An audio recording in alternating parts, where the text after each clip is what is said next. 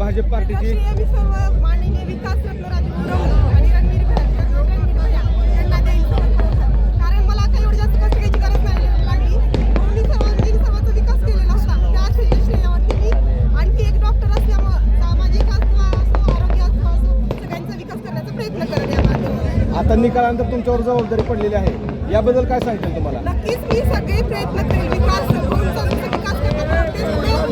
आणखी जास्त करण्याचा प्रयत्न करेल.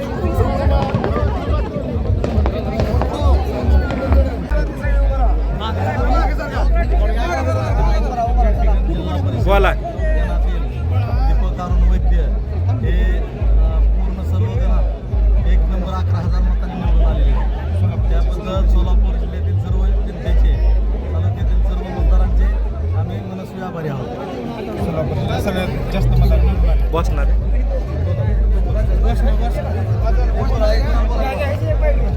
बोल. सोलापूर जिल्ह्यात सगळ्यात जास्त मतांनी निवडून आले, त्याबद्दल आम्ही पूर्ण जनतेचे मनपूर्वक आभारी आहे.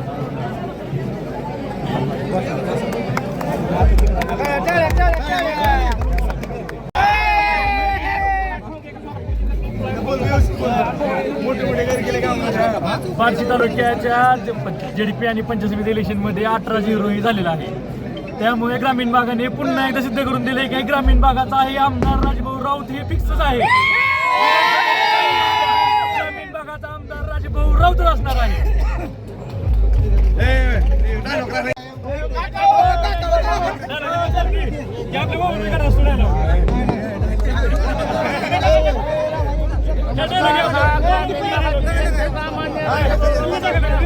त्यांच्यावर विश्वास ठेवून झालेला आहे.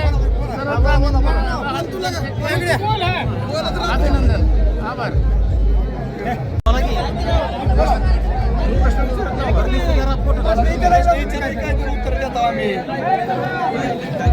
कुठल्या गावचे आहेत तुम्ही? काळेगाव. उमेदवार कोण आहेत? संतोषदादा निंबाळकर. किती मतांनी आलेत निवडून? नावच काढलं, लय मत समोरची फाटली.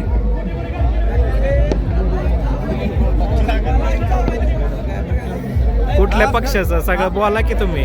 भाजप महायुती. हा, नेत्याबद्दल काय सांगाल? बार्शी तालुक्याच्या नेत्याबद्दल बोला. बोला बोला.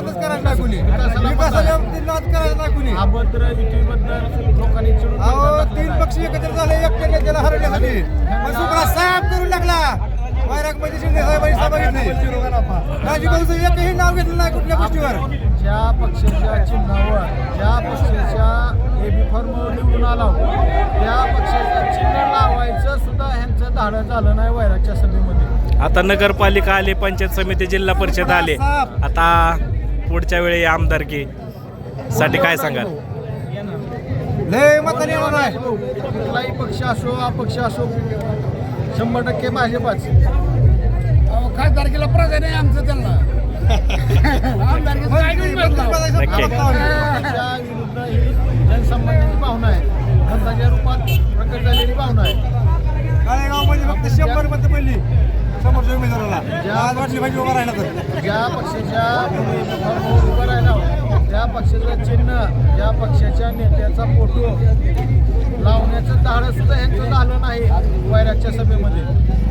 त्यांच्यावर एवढी वाईट वेळ आली. उगवत्या सूर्याला नमस्कार करणारी ही पुढची पार्टी आहे. त्यांनी यातून ह्या निकालातून आत्मपरीक्षण करणं गरजेचं आहे. एकनाथ शिंदे यांची सभा त्यांच्यासाठी झाली होती, फ्लॉप झाली. त्याबद्दल काय सांगाल? काही नाही. त्यांनी सुरुवातीलाच वैराग भागाचे माननीय शिंदेच्या सभेचा काही फरक पडलेला दिसत नाही. त्यांनी सुरुवातीलाच माननीय चंद्रकांतदादा निंबाळकर यांचा नामोल्लेख करूनच सुरुवात करूनच त्यांनी स्पष्ट संकेत दिला की वैरागची जनता एकनाथ शिंदे स्वतः राजाभाऊ राऊत यांच्यासाठी पालकमंत्री सोडले तर दुसऱ्या कुठल्याही नेत्याने सभा घेतली नाही. स्वतः राजाभाऊ यांनी या निवडणुकीमध्ये लक्ष घातलं होतं. विषय असा आहे आणि माननीय आपले अजितदादा यांचं निधन झाल्यामुळं ठीक आहे. राज्याच्या नेतृत्वाने ठरवलं होतं की बाबा कुठेही सभा घ्यायची नाही, बरोबर. कुठे हे आपला प्रचार करायला आपलं गाव भेटी घेऊन होम टू होम प्रचार करून हे करायचं. त्यामुळे काही असं काही नाही की बाबा राजभाऊ मागे सपोर्ट आहे. राजभाऊ म्हणजे माननीय देवेंद्र फडणवीस मुख्यमंत्री यांचे बेरडचक आहे आणि बार्शीची जनता ही बेरडचक आहे. त्यामुळे असं काही नाही की राजभाऊ मागे नेता आला नाही, सभा घेतली नाही, चला. असं काही नाही. भाऊ बोला. मी माणिकवान बोलतोय बाळासाहेब करंडे. 18 झालेला आहे. 18 झालेला आहे. 18 कोणाचे आले? राजभाऊ राऊत. 495 लीड आपल्या माणिकवातनं.